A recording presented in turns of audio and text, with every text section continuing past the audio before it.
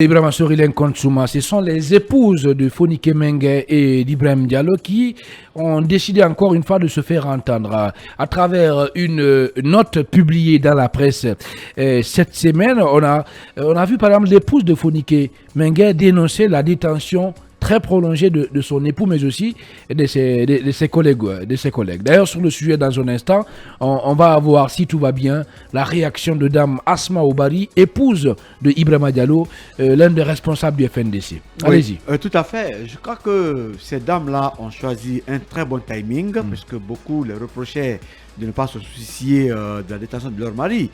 Mais dans la vie, il faut être intelligent. Aujourd'hui, la détention préventive qui peut être de 4 mois renouvelable une fois est finie. Alors, si cela est fini, les gens ont passé 8 mois en prison. Qu'est-ce qu'ils font désormais en prison? C'est la question que se pose notre consoeur Asma Obari Diallo. Et pourquoi son mari est encore en prison?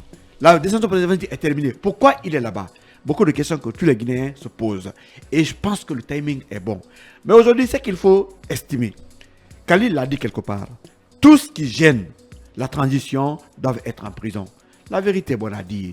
Fonike Mengue, Ibrahim Diallo, Bilo n'ont pas leur place en prison. Absolument. Ceux qui devraient être en prison, ce sont ces militaires qui tuent dans les manifestations. Mais qui parmi eux est en prison? Personne.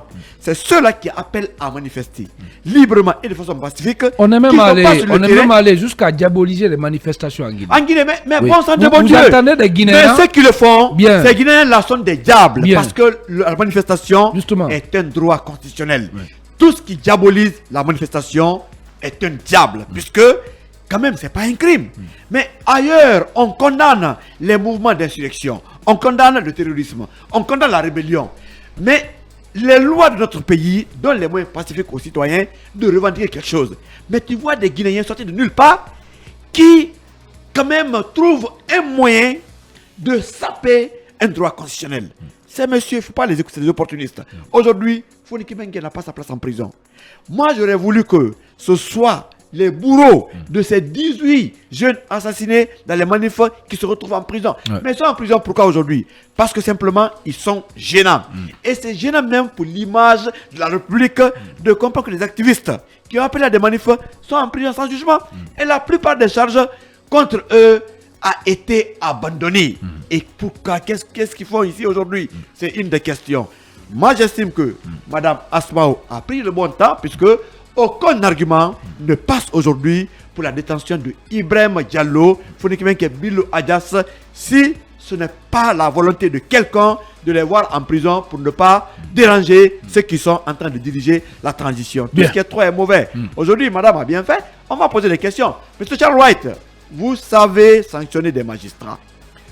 À partir de lundi, on veut avoir des explications pourquoi ces messieurs sont encore en prison. C'est la grande question qu'on va se poser et même au gouvernement. Moi, je pense que voilà, le CNT, on fait signe qu'on fait le tout CNT on fait tout doit pour se saisir avoir, de ce dossier. On fait tout désormais. pour avoir Asma Obari. Malheureusement, elle ne décroche pas. Ben, voilà. Et pourtant, elle avait promis de prendre la parole ce matin chez nous dans Mirador Mix. Mais parce qu'il faut aussi dire que l'épouse de Fonike Mengue, c'est aussi fait voir. Hein. Elle, pour sa part, elle accuse le CNRD de verrouiller, par exemple, l'espace civique.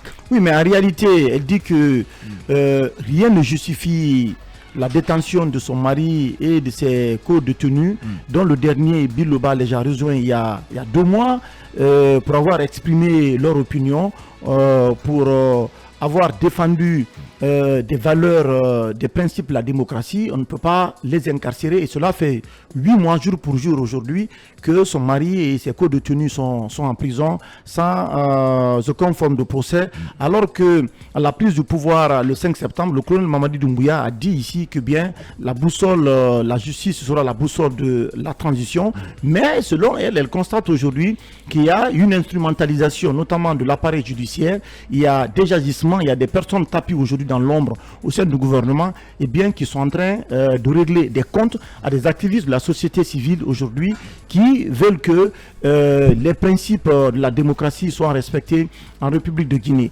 C'est vrai que il y a les manifestations sur la voie publique aujourd'hui sont interdites. Il y a plusieurs acteurs de la société civile qui sont interpellés dans des conditions parfois qui sont peu orthodoxes et dont leur jugement peine à s'organiser. Je pense que ce n'est pas une très bonne image pour la Guinée, puisqu'il y a plusieurs organisations de défense des droits humains, Amnesty International, Human Rights Watch notamment, qui ont levé le ton contre ces pratiques-là. On ne sait pas pour quel mobile Founiké Mengué, Ibrahim Sidla et Billo sont encore en prison parce que la première procédure qui avait été engagée contre ces acteurs-là c'est complètement vidé. Après, on a inventé une autre procédure pour injure contre les membres du CNRD. Je pense que sincèrement, on ne doit pas tomber dans ces calculs-là. Aujourd'hui, ce qu'il faut faire pour l'avancement de la démocratie, pour le maintien de la quiétude sociale, pour que même que les forces vives reviennent autour de la table, je pense que c'est une condition aujourd'hui à ne pas négliger. Le Premier ministre, les facilitatrices, les autorités religieuses qui sont impliquées doivent tout faire aujourd'hui pour qu'on obtienne vraiment la libération de ces acteurs-là. Est-ce que exprimer son opinion en Guinée justifie qu'on doit aller en prison? Non. Je ne pense pas. Je pense que sincèrement, que ceux qui ne sont pas d'accord avec la façon de la transition puissent s'exprimer. Et les manifestations, l'un qu'on l'a rappelé, constituent un droit constitutionnel. Ceux qui ne sont pas d'accord, qu'on puisse vraiment les permettre de s'exprimer. Mais encore une fois, sincèrement, il faut œuvrer à ce que ces gens-là puissent retrouver leur liberté. Qu'est-ce qu'on va faire? À présent, on va partir sur le terrain pour retrouver Dame Asma Oubari.